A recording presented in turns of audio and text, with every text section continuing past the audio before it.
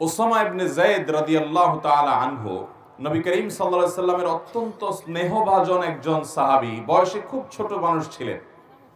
নবী করিম সাল্লাল্লাহু আলাইহি সাল্লাম তাকে অনেক আদর করতেন। এই উসামা ইবনে যায়েদ রাদিয়াল্লাহু তাআলা আনহু তিনি বলেন, আমি নবী করিম সাল্লাল্লাহু আলাইহি সাল্লামকে জিজ্ঞাসা করলাম, ইয়া রাসূলুল্লাহ, লাম আরাকা তাসুমু শাহরাম মিনাশ শুহুর মা তাসুমু শাবান।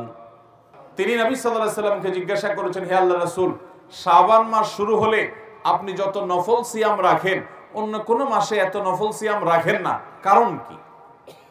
নবী করিম সাল্লাল্লাহু আলাইহি সাল্লাম তখন দুটি কারণ বলেছেন। কয়টি কারণ বলেছেন? নাম্বার 1, قال ذاك شهر يغفل الناس بين رجب ورمضان। তিনি বললেন যে আমি এই মাসে নফল রোজা বেশি রাখি, তার প্রথম কারণ হলো এই শাবান মাসের পরের মাসটা কোন মাস? রমাদান। আর শাবান মাসের আগের মাসটা কোনটা? রজব। তাহলে শাবান মাসের একদিকে আছে সম্মানিত 4 মাসের একটা রজব, আর শাবান মাসের শেষের দিকে আছে বছরের শ্রেষ্ঠ মাস রমাদান। তাহলে একদিকে রমজান মাস, আরেকদিকে রজব মাস। একটা হলো বছরের শ্রেষ্ঠ মাস, আরেকটা হলো সম্মানিত 4 মাসের এক মাস। তো রজব মাসের প্রতি মানুষ সম্মান প্রদর্শন করে, ইমানদাররা যেহেতু আল্লাহ সম্মান দিয়েছেন। আর রমাদান তো শ্রেষ্ঠ মাস, মানুষ ইবাদত বন্দেগী করার চেষ্টা করে। মাঝে পড়ে এই শাবান মাসটায় মানুষ অবহেলা করে কাটায় দেয়, যে ঠিক আছে সব তো আমল রমজান আসলে করবই, কোরআন তেলাওয়াত তো শুরু করবই, তাহাজ্জুদ তেলাওয়াত তো করব, দোয়া দুরূদ তো করবই, সিয়াম পালন তো রমজান আসলে করবই, দান সাদকা তো রমজান আসলে দেবই। এই মাসটাতে আর কিছু করা হয় না, ওই রমজানের জন্য বসে থাকে। আর এদিকে রজবরে একটু মর্যাদা দেয়। এই মাসটা না সম্মানিত মাস, আবার না রমজান মাস। এই জন্য এই মাসে মানুষ অবহেলায় সময় কাটায়, উদাসীন থাকে, বিশেষভাবে আমল ইবাদতে মগ্ন হয় না। এই জন্য নবী সাল্লাল্লাহু আলাইহি সাল্লাম বলেছেন, আমি এই টাইমে বেশি করে নফল রোজা রাখি। কারণ যেই সময়টাতে মানুষ গাফেল থাকে, উদাসীন থাকে, কেউ ইবাদত করে না, ওই সময়টাতে ইবাদতের আলাদা তাৎপর্য আছে, আলাদা গুরুত্ব আছে। একজন চেয়ারম্যান সাহেবকে সবাই দেখলে সালাম দেয়, মেম্বার সাহেবকে দেখলে সবাই সালাম দেয়, মসজিদের ইমাম সাহেবকে দেখলে সবাই সালাম দেয়। কিন্তু একজন রিকশাওয়ালা বেচারা, তাকে কেউ সালাম দেয় না। যে যাত্রী আসে তার রিকশায় উঠে, সেও বলে যাবেন নাকি, ঠিক করে চলে যায়, একটা সালাম দেয় না। যাওয়ার সময় একটা সালাম দেয় না, রাস্তার লোকেরাও সালাম দেয় না। আপনি চিন্তা করলেন, এই রিকশাওয়ালা মুরব্বী বা রিকশাওয়ালা ভাই বা চাচা, এই লোকটাকে কেউ সালাম দেয় না। আপনি শুধুমাত্র এই লোকটাকে সালাম যেহেতু কেউ দেয় না, সেজন্য আপনি সালাম দিয়ে এটাকে জিন্দা করতে চাচ্ছেন। সেজন্য গিয়ে তাকে লম্বা করে একটা সালাম দিলেন, একটু মুসাফা করে আসলেন। শুধুমাত্র এই জায়গায় নবীজির সুন্নতের আমল নাই, সালাম নাই, আপনি সেটাকে জিন্দা করার জন্য যেটা কেউ করে না সেটা আপনি করার চেষ্টা করলেন। এর কারণে অন্য যে কোনো সাধারণ মানুষকে সালাম দেওয়ার চাইতে এই অবহেলিত জায়গায় সালাম দিলে সওয়াব একটু বেশি হবে। ভোর রাতে সবাই ঘুমিয়ে থাকে, সবাই অলসভাবে সময় কাটায়। আল্লাহর যে বান্দারা এই টাইমে উঠে তাহাজ্জুদের নামাজে দাঁড়িয়ে যায়, চোখের পানি ফেলে আল্লাহর কাছে দোয়া করে, তার সে দোয়া, তার সে ইবাদত, তার সে রোনাজারি, তার যে কান্নাকাটি, তার সে ভালো কাজ, যেহেতু সবাই নাক টেনে ঘুমায়, অলসভাবে ঘুমে থাকে, এই সময় সে ইবাদত করে। এই জন্য ওই সময়ের ঘুমটা আল্লাহ রাব্বুল আলামিনের কাছে, ওই সময়ের ইবাদতটা, নেকামলটা আল্লাহ রাব্বুল আলামিনের কাছে অন্য সময় যখন সবাই ইবাদত করে ওই টাইমের চাইতে সবাই অবহেলিত থাকে, ওই টাইমের ইবাদতের গুরুত্ব অনেক বেশি। এই জন্য নবী সাল্লাল্লাহু আলাইহি সাল্লাম শাবান মাসে বেশি বেশি নফল রোজা রাখতেন, কারণ এই মাসে মানুষ উদাসীন থাকে, ইবাদত বন্দেগী অনেকে করে না। এই জন্য তিনি বেশি করে নফল রোজা রাখতেন। এটা হলো একটা কারণ। নাম্বার 2, তিনি বলেছেন, ওয়া হুয়া শাহরুন তুরফাউ ফীহিল আমালু ইলা রাব্বিল আলামিন ফাউহিব্বু আন ইউরফাআ আমালি ওয়া আনা সায়েম। নবীজি সাল্লাল্লাহু আলাইহি সাল্লাম বলেছেন, এই মাসে শাবান মাসের একটা বিশেষ তাৎপর্যের দিক হলো যে বান্দার সারা বছরের আমলনামা, সে কি ভালো কাজ করেছে, মন্দ কাজ করেছে, কয়টা গুনাহ করেছে, কয়টা ভালো কাজ করেছে, সমস্ত আমলনামা সমূহ, সারা বছরের আমলনামা আল্লাহর ফেরেশতারা আল্লাহর কাছে পেশ করে। সবার আমলনামা শাবান মাসে পেশ হয়। যেহেতু শাবান মাসে আল্লাহর সামনে উপস্থাপন করে ফেরেশতারা, নবী করিম সাল্লাল্লাহু আলাইহি সাল্লাম বলেছেন, আমি চাই আমার আমলনামা যখন আল্লাহর সামনে উপস্থাপন করা হয়, ওই সময়টাতে আমি যেন রোজাদার থাকতে পারি, এই জন্য এই মাসে আমি বেশি রোজা রাখি। যদি আমি রোজা অবস্থায়, সিয়াম অবস্থায় আমার আমল নামাটা আল্লাহর দরবারে পেশ হয়, তো আমার কাছে এটা ভালো লাগবে। একজন কোন কোম্পানিতে চাকরি করেন, কোন কলকারখানায় চাকরি করেন, কোন প্রতিষ্ঠানে কাজ করেন, তিনি কাজ করেন এমনিতে, হঠাৎ করে খুব সিরিয়াস মোডে তিনি কাজ করছেন, খুব ভালো করে কাজ করছেন মনোযোগ দিয়ে, এর মধ্যে তার মালিক এসে পেছন থেকে দেখে ফেলছে। তো আপনি এমনিতে অন্য সময় কাজ করেন, কিন্তু আপনার মালিক যখন এসেছে ইনভেস্টিগেশনে চেক করতে বা ভিজিটিং এ আসছে, ওই টাইমে যদি আপনাকে খুব সিরিয়াস মোডে কাজে দেখে, আপনি যদি জানতে পারেন যে আপনার সিরিয়াস মোডের কাজটা আপনার মালিক দেখেছে, আপনার কাছে একটু ভালো লাগবে না? এই জন্য নবী সাল্লাল্লাহু আলাইহি সাল্লাম বলেছেন, আল্লাহ যখন আমার আমলনামা দেখবেন, অর্থাৎ আল্লাহর সামনে যখন আমার আমলনামা পেশ করা হবে, ওই টাইমটাতে আমি রোজাদার থাকলে সেটা আমার কাছে ভালো লাগে, এই জন্য আমি এই মাসে রোজা রাখি। তাহলে নবী করিম সাল্লাল্লাহু আলাইহি সাল্লাম শাবান মাসে বেশি বেশি কোন আমল করতেন? রোজা রাখতেন। কত বেশি রোজা রাখতেন জানেন? আম্মা জান আয়েশা রাদিয়াল্লাহু তাআলা বলেছেন, মা রাআইতু রাসূলুল্লাহ সাল্লাল্লাহু আলাইহি ওয়াসাল্লাম ইস্তাকমালা সিয়ামা শাহরিন ইল্লা রমাদান ওয়া মা রাআইতুহু আকসারা সিয়ামা মিনহু ইল্লা ফি শাবান। অর্থাৎ গোটা মাসের শুরু থেকে শেষ পর্যন্ত পুরা মাস জুড়ে রোজা রেখেছেন নবী সাল্লাল্লাহু আলাইহি সাল্লাম। এটা শুধু রমজানেই হতো যে গোটা মাস রোজা রাখছেন, আর একটা মাসের বেশিরভাগ দিন রোজা রাখছেন, পুরা মাস না, বেশিরভাগ দিন রোজা রাখছেন তিনি। সবচেয়ে বেশি রোজা রাখছেন শাবান মাসে, এই মাসে তিনি সবচেয়ে বেশি নফল রোজা রাখতেন। তো এখান থেকে বোঝা যায় নবী সাল্লাল্লাহু আলাইহি সাল্লাম কি পরিমাণ নফল রোজা এই মাসে রাখতেন। অন্য আরেক হাদিসে আসছে, আম্মা জান আয়েশা রাদিয়াল্লাহু তাআলা বলেছেন, কারণ নবী সাল্লাল্লাহু আলাইহি সাল্লাম ইয়াসুমু শাবানা ইল্লা কালিলা, নবীজি গোটা শাবান জুড়ে নফল সিয়াম রাখতেন, শুধু সামান্য কিছুদিন বাদ দিয়ে গোটা শাবানে নফল রোজা রাখতেন। তাহলে এই মাসে নবী করিম সাল্লাল্লাহু আলাইহি সাল্লাম বেশিরভাগ দিনগুলোতে নফল সিয়াম রাখতেন, সে আমলটা আমরা জানলাম, আলহামদুলিল্লাহ। এখন আমাদের কাজ হলো আমল শুরু করা। শাবানের চাঁদ দেখা যাওয়ার পর থেকে নিয়ে আমরা বেশি বেশি করে গোটা মাস জুড়ে সিয়াম পালন করব, যার যার সাধ্য অনুপাতে। আপনি খুব বেশি একটা রাখার সুযোগ পান না, ডায়াবেটিসের রোগী, আপনার কষ্ট হয়, অন্তত বন্ধের দিনে আপনার যেদিন সুবিধা হয় 2-4টা হলো নফল রোজা রাখেন এই মাসে, নবী সাল্লাল্লাহু আলাইহি সাল্লামের সুন্নতের অনুসরণে। চেষ্টা করব না ইনশাআল্লাহ? এখন কেউ বলতে পারেন, শাবান মাসে আমাদের আমলনামা আল্লাহর সামনে পেশ করা হয়, আমরা জানলাম, কিন্তু আমরা এর আগে তো এও শুনেছি যে নবী করিম সাল্লাল্লাহু আলাইহি সাল্লাম সোম এবং বৃহস্পতিবার নফল রোজা রাখতেন। এবং কেন তিনি ওই দিন রোজা রাখতেন জিজ্ঞাসা করা হয়েছে, তখন জবাবে তিনি বলেছেন, বিশেষ করে সোমবার সম্পর্কে বলেছেন, সহিহ মুসলিমের হাদিসে আসছে যে ওই দিন যাকা ইয়াউমুন ওয়ালিদতু ফীহি, এই দিন আমার জন্ম হয়েছে, সেজন্য আমি রোজা রাখি। তার নবী সাল্লাল্লাহু আলাইহি সাল্লাম তার জন্মের দিনে রোজা রেখেছেন, আর আমরা জন্মের দিনে আরো বেশি করে খাই। নবী করিম সাল্লাল্লাহু আলাইহি সাল্লাম সোম বৃহস্পতিবার সিয়াম পালন করেছেন। কেন করেছেন জিজ্ঞাসা করা হয়েছে, আরেকটি কারণ তিনি বলেছেন যে এই দুই দিনে বান্দার আমলনামা আল্লাহর সামনে উপস্থাপিত হয়। এখন কথা হলো, শাবান মাসে আমলনামা উপস্থাপিত হয়, আবার সোম বৃহস্পতিবার আমলনামা উপস্থাপিত হয়, আমলনামা কয়বার উপস্থাপিত হয়? এর উত্তর হলো, আমাদের আমলনামা, আমাদের সমস্ত ভালো কাজ, ভাইরা আমার, এমন একটা ভালো কাজ কিংবা এমন কোন মন্দ কাজ নাই যেটা আল্লাহ রাব্বুল আলামিন ফেরেশতারা লিপিবদ্ধ করেন না, যেটা রেকর্ড হয় না, যেটার হয় পুরস্কার নয় তিরস্কারের মুখোমুখি আমাদেরকে হতে হবে না, এমন একটা মুহূর্ত নাই। আল্লাহর সামনে দাঁড়াতে হবে, সবগুলো হিসাব করা হচ্ছে এবং আল্লাহ তাআলা সবগুলো আমাদের সামনে প্রকাশ করবেন কিয়ামতে। তো প্রতিটা মানুষের তার আমলনামা সমূহকে আল্লাহর সামনে 3টা ধাপে পেশ করা হয়, উপস্থাপন করা হয়। এখানে আশেপাশে কলকারখানা অনেক বেশি, আপনারা বিভিন্ন প্রতিষ্ঠানে চাকরি করেন, অনেকে আছেন, আপনাদের জন্য বুঝতে সুবিধা হবে। আপনারা আপনাদের মালিকের কাছে অথবা উপরস্থ অফিসারের কাছে, দায়িত্বশীল বসের কাছে আপনারা অনেক সময় ডেইলি রিপোর্ট দেন, অনেক সময় সাপ্তাহিক রিপোর্ট দেন, অনেক সময় মাসিক রিপোর্ট দেন, অনেক সময় বাৎসরিক রিপোর্ট দেন। এরকম সিস্টেম আছে না নাই? ঠিক একইভাবে প্রতিদিনের রিপোর্ট আল্লাহর ফেরেশতারা, দিনে যারা দায়িত্বশীল থাকেন, প্রত্যেকটা মানুষের জন্য ফেরেশতা নিয়োজিত আছে, আপনার জন্য, আমার জন্য, ওনার জন্য, সবার জন্য আছে। এই ফেরেশতারা সকালে এসে সারাদিন আমাদের আমলনামা সব লিপিবদ্ধ করে, এগুলো নিয়ে সন্ধ্যার সময় আল্লাহর কাছে জমা দেয়। আবার সারা রাত কি করি আমরা, ওইটার জন্য আলাদা ফেরেশতা এসে সকালে গিয়ে জমা দেন। এটা হলো ডেইলি রিপোর্ট। আর সোমবার বৃহস্পতিবার রিপোর্ট দেন, এটা হলো সাপ্তাহিক রিপোর্ট। আর আমাদের সারা বছরের আমলনামা জমা দেওয়া হয় শাবান মাসে, এটা হলো আমাদের বাৎসরিক রিপোর্ট। তাহলে রিপোর্ট মোট কয়বার জমা দেওয়া হয়? একবার হলো দৈনিক, আরেকটা হলো সাপ্তাহিক, আরেকটা হলো বাৎসরিক। আল্লাহর কাছে আমাদের আমলনামার হিসাব দেওয়া হয়। ভাইরা আমার, আমরা কয়জন মানুষ খবর রাখি যে আমি আজকে সারা দিনে যা করেছি সন্ধ্যার আগে আগে জায়গা মতো সব জমা হয়ে গেছে। যদি ভালো কিছু করে থাকি তার পুরস্কার যেমন দাঁড়িয়ে গেছে, মন্দ কিছু যদি করে থাকি তার তিরস্কারের ব্যবস্থাও হয়ে গেছে।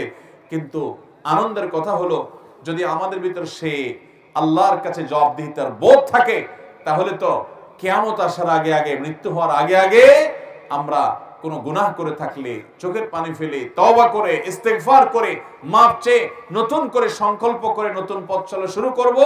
তাহলে ফেরেশতারা আমার বদামল যদি আল্লাহর কাছে জমা দিয়েও থাকেন, আল্লাহ তাআলা সেটা ডিলিট করে আমার প্রোফাইলকে ক্লিন করে দিবেন ইনশাআল্লাহ।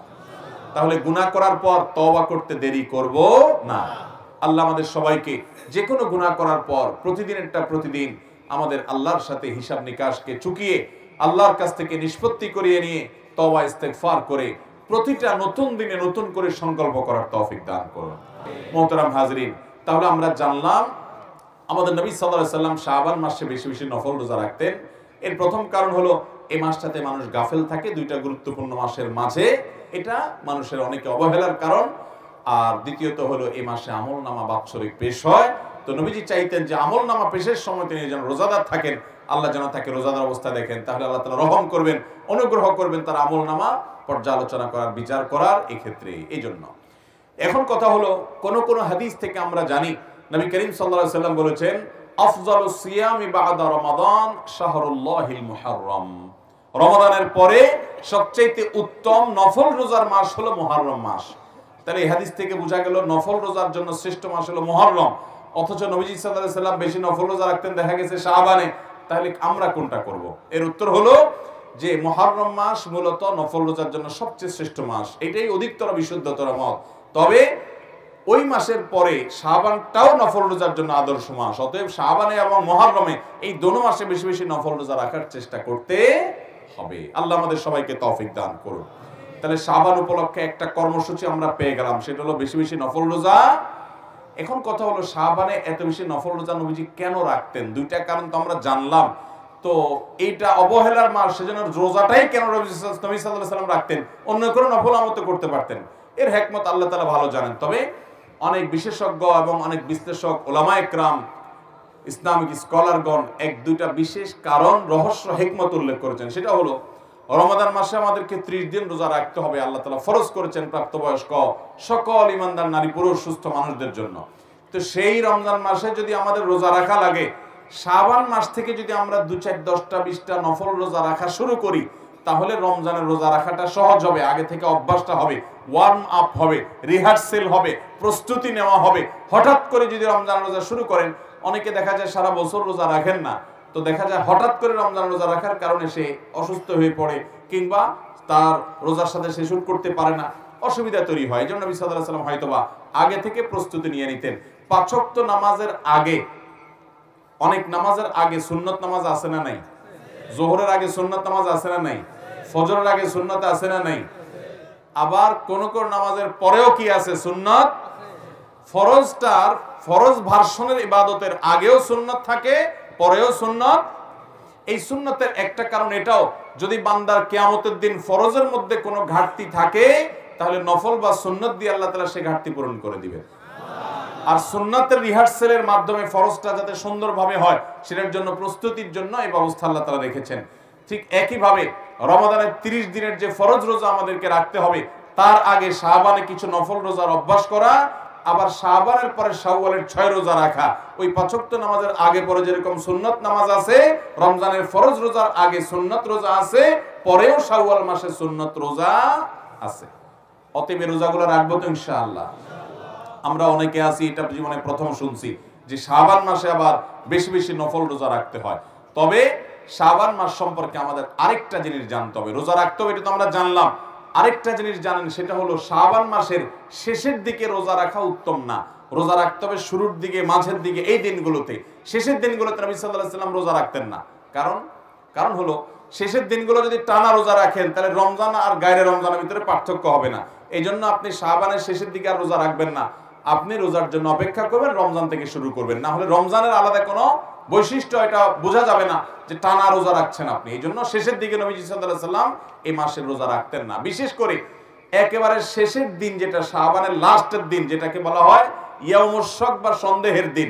আমরা আমাদের ছোটবেলায় দেখেছি আমাদের দেশে বিভিন্ন এলাকায় অনেক মুরব্বীরা শাবানের শেষের দিন অবশ্যই রোজা রাখতেন। কেন?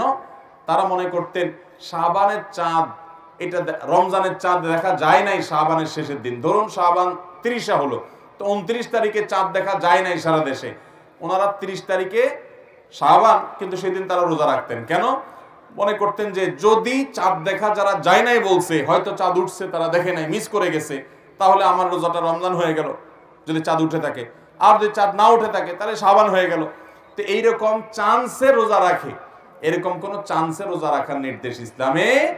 নবী সাল্লাল্লাহু আলাইহি সাল্লাম বলেছেন, দামা ইউরিবুকা ইলা মা লা ইউরিবুক, তোমার যা সন্দেহ হয় এটাকে সন্দেহের ঊর্ধ্বে উঠে সেই ইবাদতের দিকে নিয়ে যাও, সন্দেহপূর্ণ কিছু করা যাবে না। এই জন্য শাবানের শেষের দিনে রোজা রাখা নিষেধ। শেষের দিকে রোজা রাখবো না, বরং পুরো মাস রোজা রাখবো। শাবান উপলক্ষে তৃতীয় কথা হলো, আম্মা জান আয়েশা রাদিয়াল্লাহু তাআলা আনহা, তিনি সারা বছরের যে তার ফরজ রোজা, ভাঙতি রোজা ছিল, মহিলা মানুষ হওয়ার কারণে রমজানে তার যে ভাঙতি রোজা থাকতো সেগুলো সারা বছর তিনি রাখতে পারতেন না। কেন রাখতে পারতেন না? কারণ একদিকে সোমবার, বৃহস্পতিবার, আইয়াম বীজের রোজা এগুলো নবীজি রাখতেন, তিনিও রাখতেন। আর বাকি দিনগুলোতে নবী করিম সাল্লাল্লাহু আলাইহি সাল্লাম তার সাথে থাকতেন, কখন নবীজির হক আদায় করতে হয় সেজন্য তিনি রোজা রাখতে পারতেন না। এগুলো শেষ পর্যন্ত শাবানে আসলে নবীজি পুরো মাসই নফল রোজা বেশিরভাগ রাখতেন দিনগুলো, ওই ফাঁকে তিনি তার ফরজ রোজাগুলো রাখতেন। এই জন্য এখান থেকে বোঝা যায়, যদি আমাদের কারোর আগের বছরের ভাঙতি রোজা থাকে, অসুস্থতার কারণে, সফরের কারণে, মহিলাদের মাসিকের কারণে, তাহলে সেই রোজাগুলো শাবানের মধ্যে রেখে ফেলা উচিত। এটা হলো শাবান উপলক্ষে তৃতীয় গাতব্য বিষয়। প্রথম গাতব্য বিষয়, বেশি বেশি নফল রোজা রাখবো। কেন? দুই কারণ বলেছি। দ্বিতীয় গাতব্য বিষয় বলেছি যে শাবান মাসে বেশি রোজা রাখবো, ঠিক আছে, কিন্তু শাবানের শেষের দিন রোজা রাখবো না, শেষের দিকে রাখবো না। তৃতীয় গাতব্য বলেছি, কাজা বা ভাঙতি রোজা যদি আগের বছরে থাকে তো এই শাবান মাসের মধ্যেই সেটা রেখে ফেলতে হবে, কারণ রমজান আসলে নতুন রোজা রাখতে হবে, আগেরগুলা ক্লিয়ার করে ফেলা উচিত। আর চতুর্থ গাতব্য বিষয় হলো যে শাবান মাসে আমরা রমজানের প্রস্তুতি নিতে হবে। কিসের প্রস্তুতি নিতে হবে? কিভাবে প্রস্তুতি নেবেন আমি বলি। আমাদের দেশের রমজানের প্রস্তুতি নেওয়ার একটা চিত্র আছে ভাই। চিত্র হলো, ধরুন সাধারণ মানুষ রমজানের প্রস্তুতি নেয় কিভাবে। রমজানের আগে দেখবেন, শাবানের বিশেষ করে শেষের দিনগুলোতে দেখবেন যে বাজার থেকে তেল, চিনি, সয়াবিন, ভুসি, ছোলা, খেজুর এগুলো কিনতে কিনতে মানুষ কাহিল হয়ে যায়। কারণ রমজান আসতেছে। কারণ কি? রমজান আসছে, তার প্রস্তুতি হিসাবে ছোলা, চিনি, বেগুন, বেসম আর তেল, খেজুর এগুলা কিনতে কিনতে আমরা কাহিল। আমাদের কেনার স্টাইল দেখে মনে হয় যে একটা খানার মাস আসতেছে। এই পরিমাণ ক্রাইসিস প্রতি বছর রমজান উপলক্ষে হয় যে বাজার সামলাইতে গিয়ে সংশ্লিষ্ট যারা আছে বেচারাদের গলদঘর্ম হয়ে যেতে হয়, অবস্থা কাহিল হয়ে যায়। কারণ এই পরিমাণ খায় পাবলিক যে খানার ডিমান্ড এই পরিমাণ হয় যে বাজারে সাপ্লাই দিয়ে পারে না। এই চান্সে আপনার দাম বাড়ায় দেয় অসাধু ব্যবসায়ীরা। অথচ রোজার মাসে আল্লাহ তাআলা দিনের বেলা পুরাটাই খানা বন্ধ করে দিয়েছেন। অন্য সমস্যাতে এই সময় খানা আরো কম হওয়ার কথা, কিন্তু আমরা এসা খানা খাই। আবার এই বেশি খানা খাওয়ার জন্য একটা জাল হাদিস বানায় নিয়েছে। সেটা কি? রমজানে খানার কোনো হিসাব নাই। শুনছেন নি আপনারা এই হাদিস? রমজানে খানার নাকি হিসাব নাই। আরে ভাই, রমজানে খানার হিসাব আরো বেশি দেওয়া লাগবে, কারণ ইবাদতের মাস। তুমি বিনা হিসাবে খাইলা, রমজান মাসে দুপুরবেলা খাইলা, যে খানার হিসাব নাই, মুগুর একটাও নিচে পড়বে? ভাইরা আমার, রমজানের প্রস্তুতি দুঃখজনক। আমরা আম জনতার প্রস্তুতি হলো বাজার করে আমরা রমজানের প্রস্তুতি নেই। আর দোকানদারদের প্রস্তুতি কি? বিশেষ করে মুদি দোকানদারদের প্রস্তুতি হলো রমজান আসছে, চিনির বস্তা, সোলার বস্তা যা আছে এগুলো সব দূরে সরে আউট কর, নাই কিছু নাই, এরপর দাম বাড়ায় তারপর বিক্রি করব। তাহলে মাল গুদামজাত করা, এটা হলো অনেক অসাধু ব্যবসায়ীদের রমজানের প্রস্তুতি। আর মাল কিনতে কিনতে কাহিল হওয়া, এটা হলো আমাদের রমজানের প্রস্তুতি।